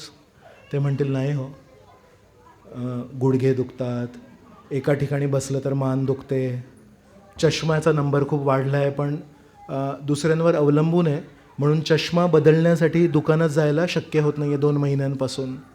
कारण तरुण असतो तेव्हा आपण आपल्या गाडीत बसतो, लगेच जातो चष्म्याच्या दुकानात, चष्मा बदलतो. म्हातारपणी आपण दुसऱ्यांवर अवलंबून असतो. दुसऱ्यांवर अवलंबून असणं म्हणजे खूप मोठी तपस्या आहे ती. कुठे जायचं असेल तर मला घेऊन जाणार का? म्हणजे आता मी बिझी आहे, उद्या जाऊया, उद्या आज वेळ नाही आहे. दुसऱ्यांना भेटी गाठी करण्यासाठी आपण अवलंबून होतो. मंदिरात येण्यासाठी खूपच कठीण परिस्थिती आहे. तर अशा अनेक लोकांना मी ओळखतो. मंदिरात येण्यासाठी पण त्यांना शक्य होत नाही आहे. का? म्हातारपण आहे म्हणून. मन इथेच फिरतंय मंदिराच्या आवारात, पण शरीर इथे येऊ शकत नाही आहे. आणि आपलं शरीर इथे येऊ शकतं आहे जेव्हा पाहिजे तेव्हा. गाडी आहे, पेट्रोल आहे, पाय आहेत, 11 नंबरची बस आहे, पण आपलं मन इकडे नाही आहे. काही लोकांचं शरीर इथे येत नाही आहे, पण मन इकडे आहे. तर म्हणून पुढे ढकलण्यामध्ये पॉईंट नाही आहे. जे काही करायचं आहे ते आजच करायला पाहिजे. भौतिक यश हे ना असं एकदम येतं. जसं 4 वर्ष इंजिनिअरिंग केल्यानंतर पहिल्या वर्षाला 25% इंजिनियर झालं अशी काही डिग्री मिळत नाही. 4 वर्ष इंजिनिअरिंग केल्यानंतर शेवटच्या वर्षी 4 वर्षांचं एकत्र इंजिनिअरिंग झाल्याचं प्रमाणपत्र मिळतं. भक्तीमध्ये ॲक्च्युली दररोज आपण जितकी प्रामाणिक सेवा करतोय, जितकी प्रामाणिक साधना करतोय, भगवंत त्वरित प्रतिसाद देतात हृदयामध्ये. असं कोणाला काही जाणवतं आहे का की प्रभूजी 20 वर्षांपासून मी करतोय, आजपर्यंत मला प्रतिसाद नाही मिळाला कधी. ही किती कठीण गोष्ट होती आणि मी किती प्रार्थना केली आणि ती कठीणची कठीण गोष्ट कठीणच राहिली. कधी माझ्या मनामध्ये काही स्फूर्ती नाही झाली. मी भागवत उघडलं आणि भागवतामध्ये जो श्लोक दिला होता, जो तात्पर्य दिला होता, त्याच्यामध्ये मला काही नाही सापडलं. आणि मी एकदम खूप व्याकुळ होतो आणि प्रवचनाला आलो आणि त्या दिवशी मी तुम्हाला सांगतो 1.5 तासाचं प्रवचन, एक शब्द मी एकदम लक्षपूर्वक ऐकलं आणि त्या पूर्ण प्रवचनामध्ये मला एकही प्रेरणात्मक गोष्ट नाही मिळाली. तुम्ही हात वर करू शकता की माझ्या जीवनात समस्या होती. एक पूर्ण प्रवचन ऐकलं, एकही त्याच्यामध्ये मदत नाही मिळाली. मी घरी एकटा होतो, भागवताचं पान उचललं आणि एक पूर्ण तात्पर्य वाचलं आणि त्या पूर्ण तात्पर्यामध्ये एकही गोष्ट मदतीची नाही मिळाली. किंवा प्रामाणिकपणे गौरनिताईसमोर जाऊन प्रार्थना केली, राधाकृष्णांसमोर प्रार्थना केली, जगन्नाथ बलदेव सुभद्रांसमोर प्रार्थना केली आणि प्रभूजी 10 वर्षांपासून मी प्रार्थना करतोय, एकदाही श्रीकृष्णांनी मदत नाही केली अजून मला. आहे कोणी? आपण सगळे त्रासलेलो आहोत माहिती आहे मला. असे काय एकदम इयर टू इयर स्माईल नाही आहे आपली, पण कोणी म्हणेल असं? जेव्हा केव्हा आपण त्रासलेलो आहोत आणि खरोखर प्रामाणिकपणे आपण प्रभुपादांची पुस्तकं उघडली आहेत, किती भक्तांनी मला सांगितलं की त्या दिवशी ते जे वाचलं ते त्या प्रश्नांचं उत्तर होतं. कधी काही श्रवण करतायत, त्या दिवशी बरोबर त्या प्रवचनातून त्यांना मदत होईल असं ऐकवलं. किंवा भगवंतांना प्रार्थना करतायत, तर या मंदिरातून बाहेर जाताना काहीतरी असं घडतं ज्याने श्रीकृष्ण किती दयाळू आहेत विचार करा. असं टांगत नाही ठेवत आहे. 4 वर्ष इंजिनिअरिंग केल्यानंतरच डिग्री मिळेल. अहो पण 3 वर्ष केली प्रामाणिकपणे नाही, 4थं वर्ष केलंस का नाही केलं? ठीक आहे, फक्त 8 सेमिस्टर असतात, 7 सेमिस्टर नीट केल्या, 8व्या सेमिस्टरला आजारी पडलो, नाही मिळत डिग्री. शेवटी काही करून ते प्रत्येक सेमिस्टरला 6 पेपर असतात. 8व्या सेमिस्टरला पण 5 पेपर पास झालो, पण 8व्या सेमिस्टरचा 1 पेपर नाही झाला तब्येतीमुळे, नाही मिळत डिग्री. मग भौतिक गणना आणि आध्यात्मिक गणनेमध्ये किती अंतर आहे. आपल्याला शेवटच्या क्षणापर्यंत वाट बघायची गरज नाही आहे. आज जर आपण प्रामाणिक जप केला, आज जर आपण प्रामाणिक गीता वाचली, आज आपल्याला श्रीकृष्ण प्रतिसाद द्यायला तयार आहेत. अजिबात म्हणत नाही तू शुद्ध भक्त होशील तेव्हा तुला अनुभव देईल. मग अशा चांगल्या व्यक्तीला त्यांचा अनुभव प्राप्त करण्यासाठी आपण विलंब करायचा. आजपासून आपण प्रयत्न करू शकतो गीता वाचन करण्याचा आणि जप करण्याचा. 9वं कारण कधी कधी लोक देतात की मी ना असं नियमबद्धता मला चालत नाही, मला असं स्वच्छंद आवडतं, मला मनात आलं तशी मी भक्ती करीन. तुमचे नियम असतात, 16 माळा, 4 नियम, आणि सकाळी 5:30लाच मंगल आरती होते, 9:30ला वगैरे करा सकाळी. जास्ती लोक येतील. राईट. मी आपल्या प्रत्येक वेळेस येतो तेव्हा मेसेज टाकतो सगळ्यांना आग्रहाचं निमंत्रण, या रविवारी आपण एकत्र येऊया, सोबत जप करूया, प्रातःकालीन कार्यक्रम, तुलसी आरती, मंगल आरती, नरसिंग आरती, जप करूया, गुरुपूजा, सगळं सांगतो. नंतर बघतो तर त्या दिवशी तेवढेच लोक असतात. नाही तर गमतीची गोष्ट आहे ती, नियम नको प्रभूजी, मी माझ्या मनाने करीन, माझ्या अनुसार करीन. तर कोणाला सांगितलं की थोडं गायन करणार, तर कोणाला गायन करायची इच्छा असेल तर करणार कोणी तुमच्यामधून? नाही करणार, कोणाला इच्छा नाही आहे. तू सगळे एकदम छान. समजा गायन जो शिकला नाही आहे व्यक्ती, कधी शास्त्रीय संगीत शिकला नाही आहे, त्याला गायला सांगितलं तर थोडं जरा कठीणच होणार परिस्थिती. पण ती नीट शिकला. स्वर काय असतं, ताल, हे शब्द ऐकून आहेत, स्वर, ताल वगैरे, याच्यामध्ये काय अंतर आहे माहिती आहे कोणाला?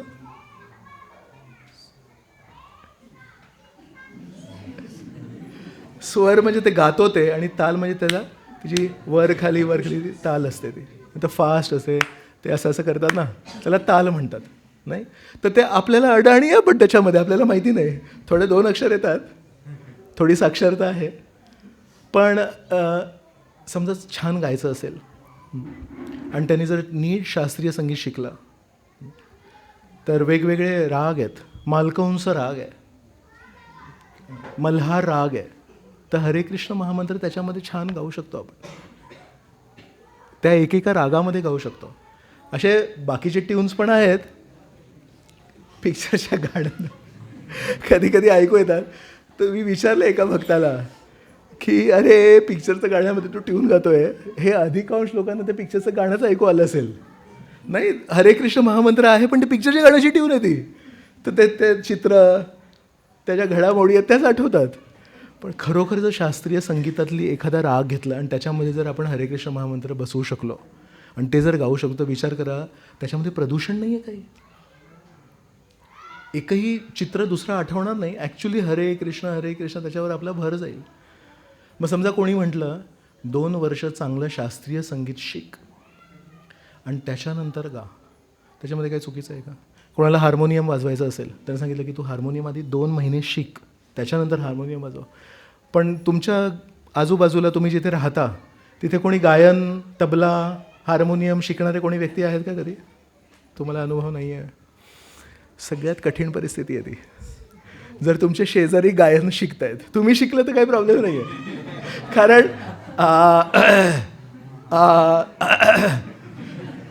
तर जा पुढे जा, ठीक आहे, नको करू, थोडं तरी काहीतरी, किंवा पेटी वाजवत असतील 2 वाजवणार पण चुकणार, परत तेच तसं वाटतं अरे मला मान्य आहे, तू जा पुढे जा, पुढचं काहीतरी गा.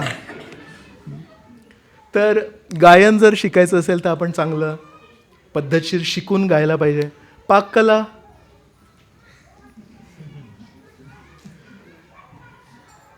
इथे विचारतो मी,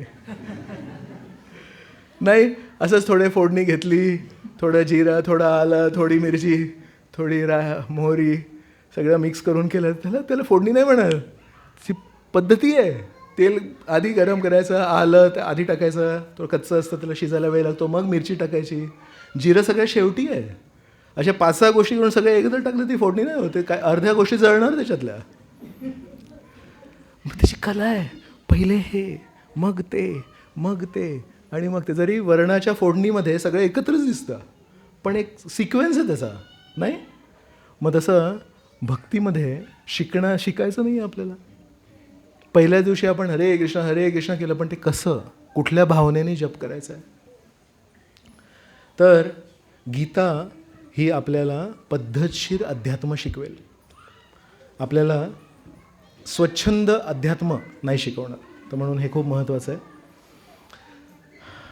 जर आपण साधना भक्ती केली तर रूप गोस्वामींनी आपल्याला आश्वासन दिलं आहे की आपण जर साधना भक्ती केली, साधना भक्ती म्हणजे नियमानुसार भक्ती, तर त्या साधने भक्तीनंतर उद्या भावभक्ती निर्माण होते. भावभक्ती म्हणजे हृदयामध्ये थोड्या भावना निर्माण होतात आणि त्या भावभक्तीनंतर शेवटचं स्तर आहे प्रेमभक्ती.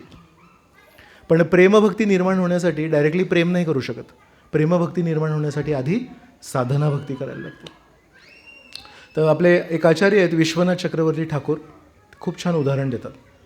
ते म्हणतात साधना भक्तीतून भावभक्ती आणि प्रेमभक्ती कशी निर्माण होते याचं एक उदाहरण देतात. म्हणतात खायचं पान असतं ना, ते असतं हिरवं, त्याच्यावर चुना लागतो पांढरा आणि त्याच्यावर काथ लागतं ब्राऊन, आणि हे सगळं मिक्स करून जेव्हा तोंडात टाकतो तो रंग येतो लाल.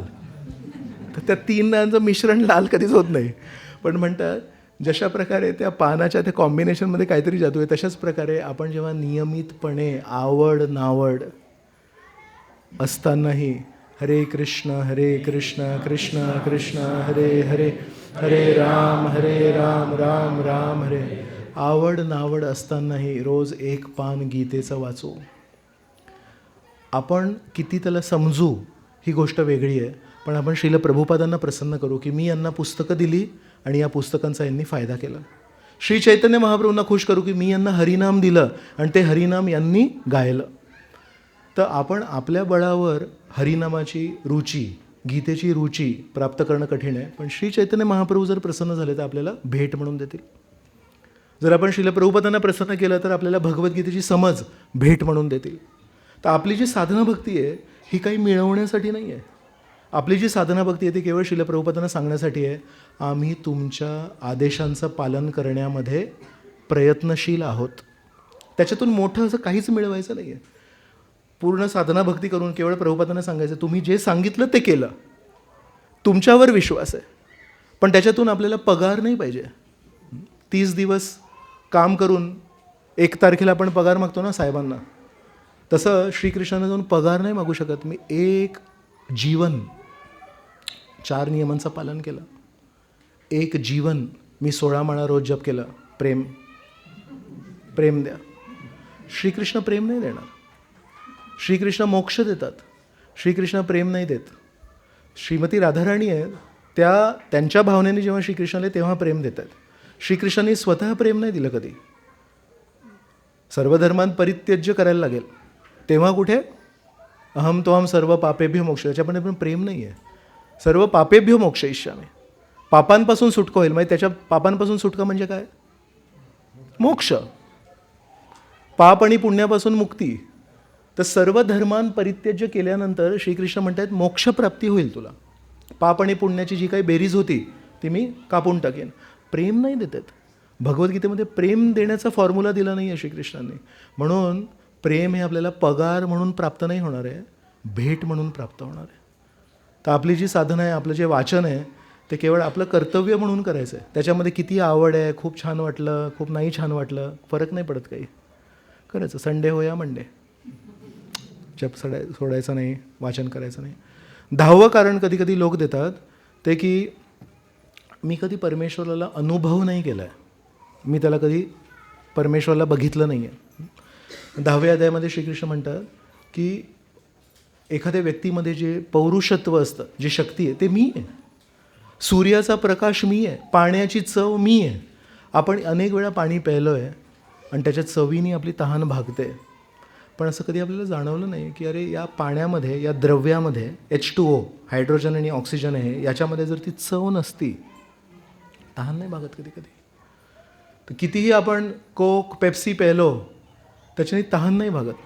एक काही वेळासाठी फक्त असे आभास होतो. एक पाण्याचा गोडवा पाण्याचाच गोडवा आहे, तो ते साखरेच्या पाण्याचा गोडवा नाही आहे. तो एक खूप फेमस वायलिन वाजवणारे व्यक्ती होते, त्यांचं नाव होतं जॉशुआ बेल म्हणून.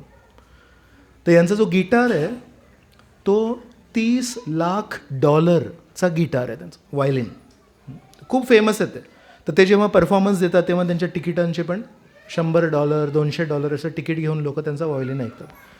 तर एकदा न्यूयॉर्क टाइम्स, खूप फेमस न्यूजपेपर आहे, त्यांनी काय केलं, या जॉशुआ बेलला न्यूयॉर्कच्या सबवे तिथे त्यांना सांगितलं की तुम्ही एक दिवशी जा सकाळी 7 वाजता आणि वायलिन वाजवता. 1 तास त्यांनी वायलिन वाजवलं.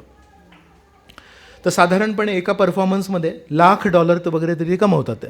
तर त्या दिवशी त्यांना $30 मिळाले वायलिन वाजवता. आणि त्या धावपळीच्या जीवनामध्ये लोक सगळे ट्रेन पकडायला चालले आहेत, नोकरीला चालले आहेत, तर केवळ 3 लोक थांबले त्यांचं वायलिन ऐकायला.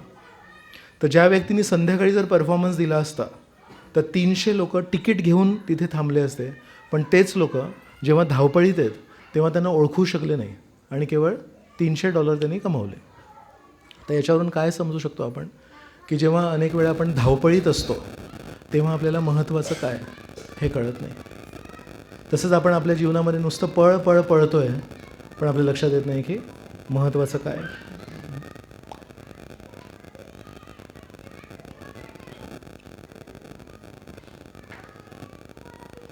अजून 8 कारणं आहेत, पण आता 8:45 वाजलेत, तर आपण इथे थांबूया. जर कोणाला काही प्रश्न असतील तर आपण काही प्रश्न घेऊ शकतो, नाही तर कीर्तन करून 9 वाजता सर्वांसाठी महाप्रसाद आहे. तर कोणाला काही प्रश्न आहे? येस प्रभूजी. आपण आपल्या लेक्चरमध्ये आता उल्लेख केला की आंतरिक प्रदूषण महाराजांनी आणि मेनका गांधींचं जे कॉन्व्हर्सेशन झालं, तर आपल्यातलं आंतरिक प्रदूषण आपण कसं कमी करू शकतो असं मला वाटतं. तुम्ही उत्तर द्यायला पाहिजे. 2.16. पुस्तकामध्ये होते कमी, पण पुन्हा आपण भौतिक जगात जातो किंवा कामाच्या ठिकाणी जातो, थोडंफार वेळ गाव मरसर ह्या गोष्टी असतातच, त्या अजून कशा कमी करतात? मी जे ऐकलंय ते सांगतोय, हा माझा अनुभव नाही आहे. आपल्याला सांगितलंय नित्यम भागवत सेवया. जर आपल्याला असं सांगितलं असतं की भागवत वाचून होतं, तर मग आपण म्हणालो असतो एकदा भागवत वाचून झालं आहे माझं. किंवा आपल्याला सांगितलं असतं हरिनामानी झालं आहे, म्हणजे एक दिवस मागची एकादशी होती ना, सकाळपासून रात्री झोपेपर्यंत प्रभूजी मी हरिनाम केलं, मी जेवलो पण नाही दुपारी. पण आपल्याला सांगितलं आहे नित्यम भागवत सेवया. नित्यम. तर नित्यम का सांगितलं? जसं तुम्ही बरोबर म्हणाले की आपण साधना करतो, पवित्र होतो, पण परत भौतिक प्रकृतीशी संबंध येतो, परत देवाणघेवाण होते. तर ज्या प्रकारे आपण इतरांना आपले शुद्ध विचार द्यायचा प्रयत्न करतो आहे, तशाच प्रकारे इतर लोक त्यांचे प्रदूषित विचार पण आपल्याला त्याचा पुरेपूर प्रयत्न करतात. बरोबर. तर म्हणून युद्ध हे केवळ इंडो पॅक बॉर्डर किंवा इंडो चायना बॉर्डरवर नाही आहे. जिथे जिथे शुद्धता आणि अशुद्धता एकमेकांना सामोरे येते तिथे युद्धच येते. आपली शुद्धता अशुद्धतेवर प्रभाव करण्यासाठी जास्ती भारी पडते की दुसऱ्या व्यक्तीची अशुद्धता ही आपल्या शुद्धतेवर वजन टाकण्यामध्ये जास्ती प्रभावी ठरते. हे युद्ध आहे. तर म्हणून जर आपण आपली सकाळची साधना वीक असेल, आपली कमजोर असेल, मी एका दिवसाचं नाही म्हणत आहे. ज्या दिवशी आपण जन्माष्टमी साजरी करतो त्या दिवशी रात्री 12पर्यंत कार्यक्रम असतो, दुसऱ्या दिवशी आपण लेट उठतो, त्या दिवशीचं मी नाही म्हणत आहे, एका दिवशीचं नाही म्हणत आहे. पण सरासरी ओव्हरऑल आपल्या साधनेचं काय स्तर आहे? जर आपली साधना ही खूप कमजोर असेल तर मग आपल्याकडे जास्ती शस्त्र नाही आहेत किंवा आपल्याकडे ढाल नाही आहे. बरोबर. तर मग आपण कमजोर ढाल घेतली आहे आणि आपल्या तलवारीला पण धार नाही आहे, आणि अशा धार नसलेल्या तलवारीला घेऊन आणि कमजोर ढालीला घेऊन आपण जर युद्धभूमीवर गेलो, आपलं काय होईल? वार करणार आहेत लोक. बरोबर. त्यांचे प्रदूषित विचार, अरे हे काय हरे कृष्णा वगैरे, हे सगळं म्हातारपणाच्या गोष्टी आहेत, हे सगळं इम्प्रॅक्टिकल आहे. आज दिवसा अखिल बंधू प्रभू आणि त्यांचे काही IYSचे जे डिवोटीज आहेत, इथे कणेरीला हनुमानजींचं मंदिर आहे ना, तर आज शनिवार होता म्हणून ते पुस्तक वितरणाला गेले होते. तर आज सकाळची ताजी खबर आहे. ते एक माणूस आले आणि त्यांच्यातल्या एका मुलाला विचारलं त्यांनी की हे पुस्तक काय आहे? तर त्यांनी सांगितलं याच्यामध्ये श्रीकृष्णांच्या लीला आहेत. तो म्हणतो लीला नाही आहेत, लफडी आहेत. मग त्या मुलाला त्याचं उत्तर माहिती नव्हतं. मग मला येऊन नंतर विचारलं त्याने की प्रभूजी असे पण लोक भेटतात. म्हटलं चांगली गोष्ट आहे, आज तुला वास्तविकता कळली. जेव्हापर्यंत आपण मंदिरात फिरतो तेव्हा आपल्याला वाटतं की नाही सगळे छानच आहेत, पण या मंदिराच्या आवाराबाहेर गेल्यावर तो तोंडावर हनुमानजींच्या मंदिरामध्ये हे बोलून गेला. त्याला मी असतो तर त्याला उत्तर दिलं असतं. सो हे का सांगितलं की अशा प्रकारची लोकं बारामतीत आहेत, आणि असं समजू नका की त्यांची आपली गाठभेट होणार नाही.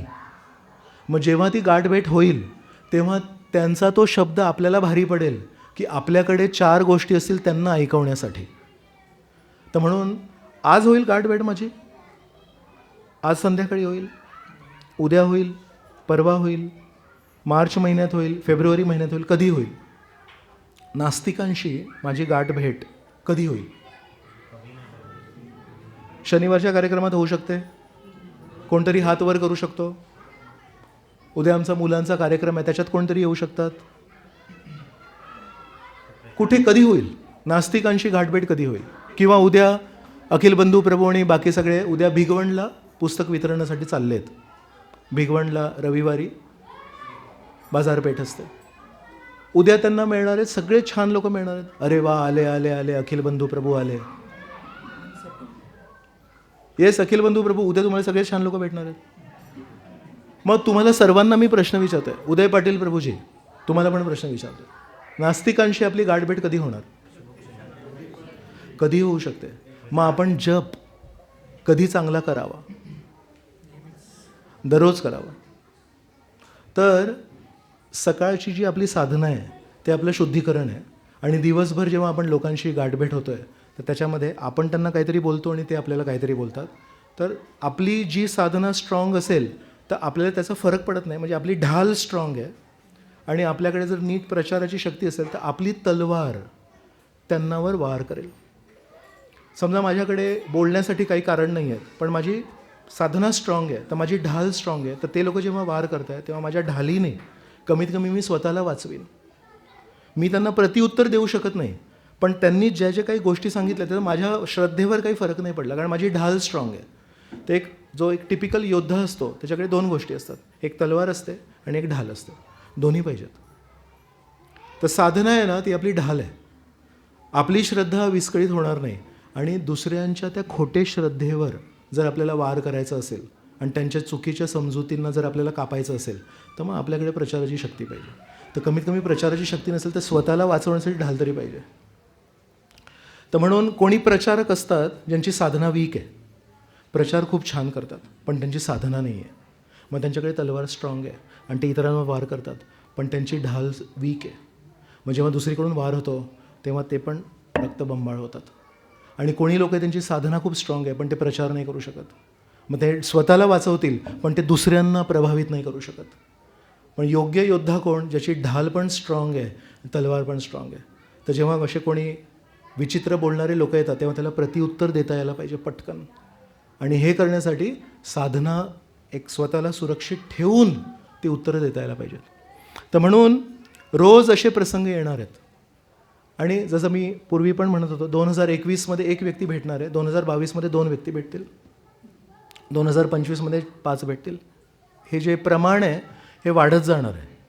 तर म्हणून साधना चांगलं ठेवणं हा पर्याय नाही आहे. साधना चांगलं ठेवणं ही आपली ढाल आहे, अनिवार्य आहे आणि रोजची.